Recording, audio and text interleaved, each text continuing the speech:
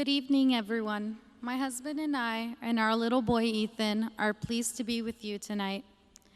When I married my husband, Jose, he had 2 children. They are beautiful, and I gave them my heart. In time, we decided to have a child between us to round out our family. We tried and we tried and we tried. And after my 3rd miscarriage, we started to believe it wasn't going to happen for us. We were sad, but we went on with our lives. Then I got pregnant. We were so excited. At the same time, we were scared. We were so afraid that we would lose the baby. This is hard to talk about. When we went in for our 18-week appointment, they told us, based on the ultrasound, that it appeared our baby had a cleft lip. They also noticed some irregularities in his heartbeat that they needed to monitor. They asked us if we wanted to do an amniocentesis, but said the procedure could result in a miscarriage. We had decided to have our baby no matter what, so we didn't do that procedure. At 20 weeks, we learned that in addition to a cleft lip and possible heart abnormalities, it looked like our baby might have a cleft palate. They asked us if we wanted to proceed with the pregnancy, and we said we did.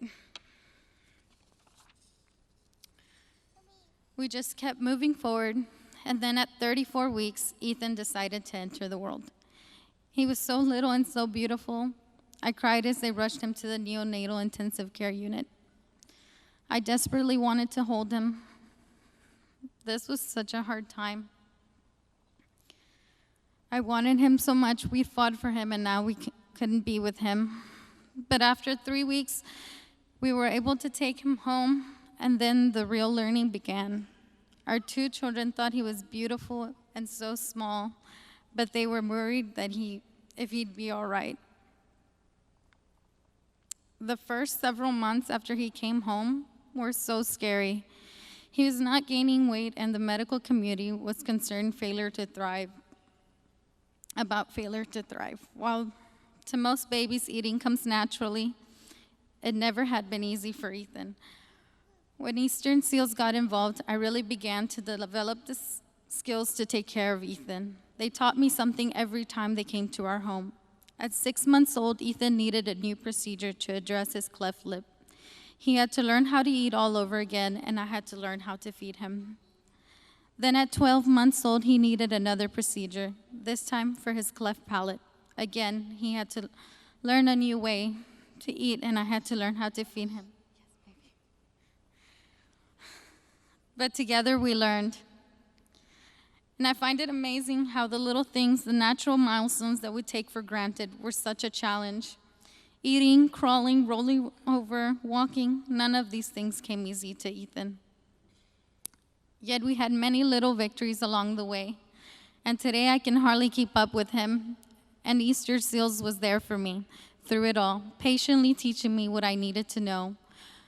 What we have gone through never really leaves my mind, but I'm very hopeful. My dreams for Ethan are what every mom's dreams are for their children, that he is ready for school, that he has friends, that he goes to kindergarten, 1st grade, middle school, high school, and college. I want him to be happy, to love his life, and to be able to do what he wants. And we will be there for him through it all. Thank you so much.